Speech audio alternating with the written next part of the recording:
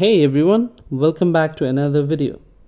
In today's video, I'm going to show you how to use Google Maps with the Uber Driver app. It's really simple. First, make sure Google Maps is installed on your device.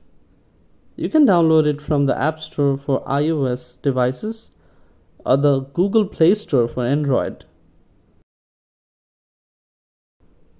Next, open the Uber Driver app and log in as usual.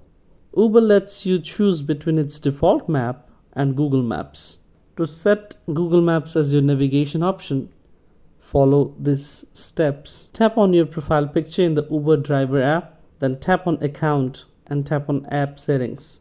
Then tap on Navigation. By default, Uber's map will be selected.